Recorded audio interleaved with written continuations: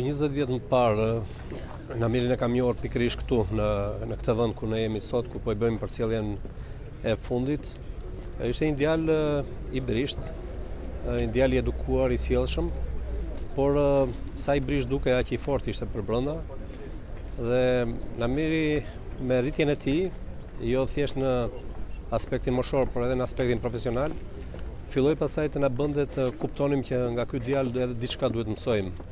Jo thjesht ta këshillojmë për raport të moshe. Kështu që Namiri arriti një rritje të madhe, u bë një figurë e rëndësishme, jo thjesht në botën e gazetarisë, por edhe në jetën aktive të qytetit Beratit. U bë një personazh i rëndësishëm që sa herë që ma donte puna të kthehesha në Berat, telefonata e parë që bëja, natyrisht kontakti i parë ishte Namiri. Kështu që është një humbje madhe për të gjithë familjarët, për të afërmit, për miq. Ka lënë një boshllëk të madh, patjetër, edhe në gazetarin. Namiri zuri një vend të rëndësishëm te analiza politike dhe gati krijoi atë profilin e tij, të krijosh një profil, të zësh një vend të caktuar në mjedisin shqiptar është e vështirë. Namiri duke ardhur nga një qytet si Berati, arriti ta zinte këtë vend me dinjitet dhe sot që është larguar, ai vend natyrisht është bosh. S'na ngelet gjë tjetër veçse të shpresojmë dhe të besojmë që Zoti do ta ketë pranë tij, sepse ashtu siç unë ngacmoja shpesh i thoja Namir Bey, erdhi si bej në këtë jetë dhe si bej u largua. Ju urojmë familjes të gjej kurajon dhe ta përballoj këtë dhimbje ashtu siç duhet, sepse ka lënë mbrapa 2 vajza të arta që meritojnë të rriten në mënyrë dinjitoze. Namiri ka moshën e djalit tim. Ka moshën e djalit tim, që është e vërtetë. Po unë e kam njoft si të ishim moshatarë. Unë duke u zvoglu, ai duke u rrit, dhe na ka lidh libri, na ka lidh leximi, dhe këtë gjë e bën vetëm libri. E kam takuar fillimisht në panajiret e librave dhe ishte shumë interesuar për botime të reja, për vëllime me poezi. Dhe ne që shkruajmë poezinë atëherë, na bën shumë përshtypje dikush që kërkon të lexojë poezi. Edhe pastaj prej aty forcuam një lidhje fort, por nyja e lidhjes tonë ishin librat, ishin leximi.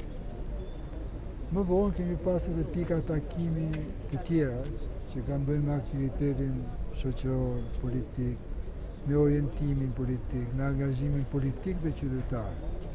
Por gjithmonë unë me Namirin na kanë lidh letërsia.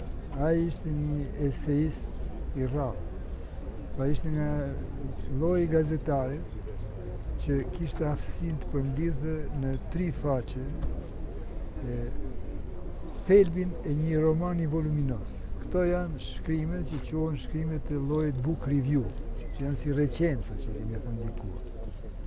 Dhe askush si bënte më mirë se ai. Nëse Namir Labardaja pëlqente një libër, shkruante për të dhe e rekomandonte për lexim, ai ishte sigurt se libri kishte ato vlera.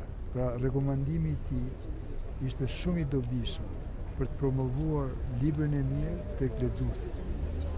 Pastaj ne kemi kohët e fundit, sidomos kemi ne më gjatë dhe më shfaqur Namiri edhe në pamje tjera që kanë bëjmë me natyrën njerëzore, me mirësinë e tij, me modestinë e tij, me vendosmërinë e tij, nga ato intelektualet që janë të moderuar, por janë të vendosur dhe janë shumë kurajos.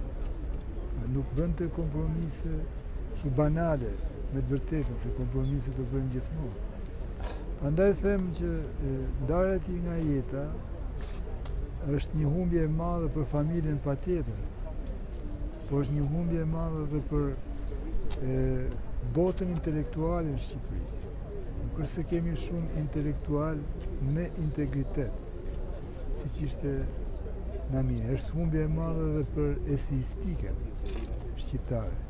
Është humbje e madhe për lexuesit që humbi një kritik, një eseist që nuk gabonte në rekomandime. Edhe për Beratin mendoj është fundi. Ishte një intelektual në formim, ishte formuar, po ishte një vlerë, për ne ishte një nga identitetet e Beratit. U trondita kur e mora vesh sepse praktikisht pak ditë para se disën isha në Berat. Edhe një vizitë për t'i tërgu Beratin gruas time dhe e pyeta, ishte në Gjermani. Thashun, çfarë shoh këtu përpos atyre që diu? Edhe u bë si guide imja që nga Gjermania. Pastaj tash po ku të hapu? Edhe më tregoi një restorant jashtë Beratit. Dhe shkova atje. Këto ishin fjalët e fundit që keni fol me te.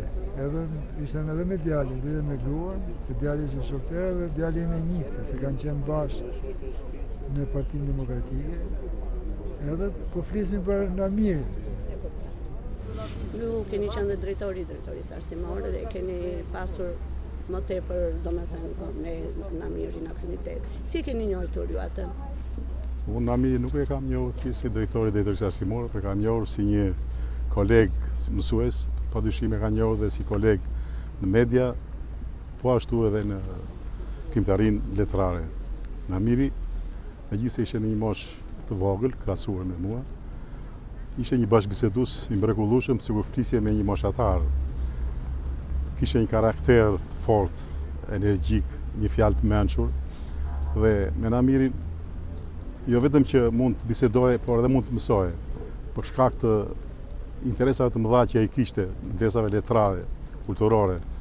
Gjatë gjithë kohës vetëm lexonte dhe karakteri i tij u formua nëpërmjet librit, por karakteri i tij u formua edhe nëpërmjet vojtjeve të prindërve të tij, sepse vjen nga një familje persekutuar dhe çuditërisht të gjitha të dhimbje persekutimit të familjes së tij ai e ktheu në tolerancë për ato çka kishte ndodhur, e ktheu në butësi, e ktheu në ndershmëri, në drejtësi. Mendoj që sot ikja e tij është një ikje e madhe jo vetëm për ne si miqtë e tij të afërm, për familjen e tij të mrekullueshme, por është një ikje për qytetin e Beratit, është një ikje për gjithë kolegët e medias kudo, është një ikje për gjithë Shqipërinë, sepse Namiri ishte busulla morale e brezit i tij, po jo vetëm e brezit i tij, por edhe e brezave që do të vinë.